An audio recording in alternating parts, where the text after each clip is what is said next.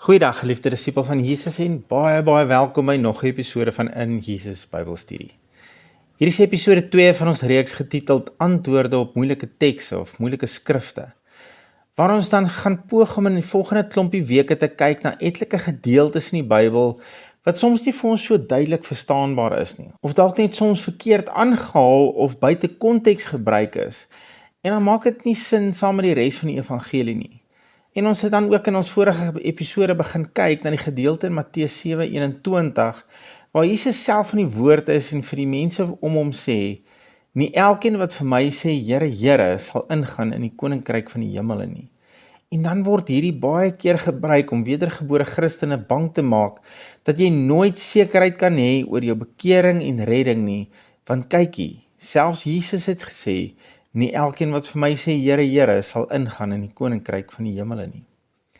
En in ons vorige episode het ons hierdie stelling gaan vergelyk met verskeie ander stellings wat Jesus en Paulus en ander skrywers gemaak het rondom ons redding en die evangelie, en ons het gesien dat dit nie oplyn met die algemene interpretasie van hierdie stelling nie.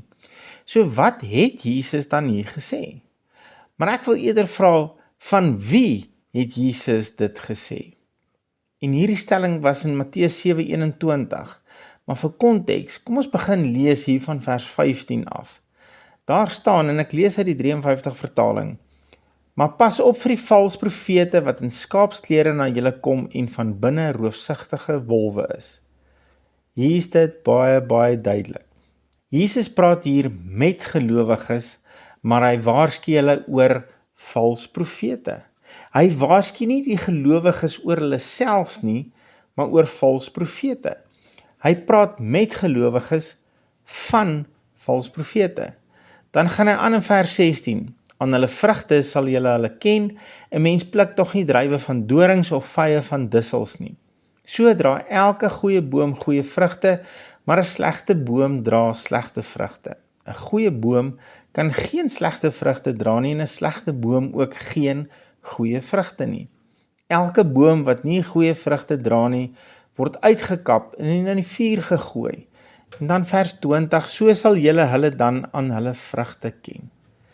Dis tog nou duidelik, dat tot hiertoe het Jesus nog al die pad ons as gelowiges gehelp, oor hoe om vals profete uit te ken, naamlik aan sy vrugte. Hy mag dalk een ding sê, maar in sy dade en sy optrede, sy vrugte, sal jy hom kan uitken. So die kruks is, ons moenie dat hulle mooi woordjies ons flous nie. Ons moet ook kyk na hulle lewe, hoe hulle mense in die praktyk hanteer, hoe lyk hulle huwelik, hoe praat hulle met hulle kollegas of werknemers. Kyk, hoe lyk hulle vrugte. Mense kan nie hulle vrugte wegsteek nie, dis soos verkoue. Jy kan doen wat jy wil, maar hy gaan op 'n stadium sy rooi neus uitsteek. 'n Slegte boom se slegte vrugte sal altyd tevoorskyn kom. Maar let nou asseblief mooi op, wanneer hy met vers 21 begin Jesus nie weer met ons as gelowiges te praat oor onsself nie.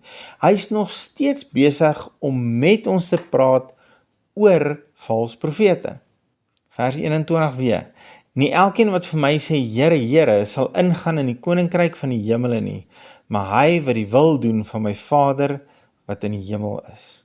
Kan jy sien dat Jesus nog steeds die onderskeid tref tussen wat mense sê en wat hulle doen? Nie elkeen wat vir my sê, Here, Here, sal ingaan in die koninkryk van die hemele nie, maar hy wat die wil doen van my Vader wat in die hemele is. Vals profete sê een ding, maar hulle doen 'n ander ding. Dit was wat hy nog die hele tyd vir ons probeer sê het van vers 15 af. Niks het verander nie. Jesus waarsku ons steeds teen vals profete. Hy het nie skielik verander en nou waarsku hy ons teen onsself nie. Nee. En so terloops, wat is die wil van Jesus se Vader wat enige iemand moet doen om die koninkryk te mag ingaan? Want hy sê, nie elkeen wat vir my sê, Here, Here, sal ingaan in die koninkryk van die hemele nie, maar hy wat die wil doen van my Vader wat in die hemele is. Wat is hierdie doen? Want ek het dan gedink, ons is onder die verbond van genade, en ons word nie gered deur ons werke nie. Blaai saam met my na Johannes 6 toe. Hier in vers 28 vra die mense vir Jesus baie direk hierdie selfde vraag. wat moet hulle doen? Hy lees so: Toe vra hulle hom, wat moet ons doen om die werke van God te volbring? Duideliker as dit kan jy dit nie kry nie. Hier staan, wat moet ons doen? Die eeuoue vraag, wat moet ons doen? Ons wil tog altyd so graag iets doen. En Jesus gee hierdie pragtige antwoord in vers 29. Jesus sê vir hulle, dit is die werk van God, dat julle in hom glo wat hy gestuur het. Wat moet jy doen? Dat julle in hom glo wat hy gestuur het. So hoe volbring ek die werke van God? Dit was die vraag. Jesus, as jy dit moet opsom, wat is die een ding wat ek moet doen? Glo in hom wat hy gestuur het. Glo in my. Plaas jou vertroue in my. As daar een ding is wat God wil hê jy moet doen, is dit. Glo in my. Kom ons vat hierdie terug na ons teks toe waaroor ons probeer duidelikheid kry in ons studie. Matteus 7:21. Nie elkeen wat vir my sê, Here, Here, sal ingaan in die koninkryk van die hemel nie, maar hy wat die wil doen van my Vader wat in die hemel is. Die koninkryk is slegs vir die wat die wil van sy Vader doen. Nou wat is hierdie wil van sy Vader wat ons moet doen? Glo in hom wat hy gestuur het. Vertrou in Jesus. En wat doen 'n valse profeet? Hy vertrou in homself en op sy eie vermoëns. Hy sê met sy mond, Here, Here, maar hy het geen geloof, geen vertroue in Jesus nie. Dis alles net oor homself en die vrugte van sy lewe sal dit wys. So weer eens, geliefde, is dit so duidelik. Hierdie gedeelte is nie om jou bang of onseker te maak oor jou redding nie, maar eerder om jou te help om valse profete te kan raak sien. Here, baie dankie vir u woord. En dankie dat u woord altyd duidelik is.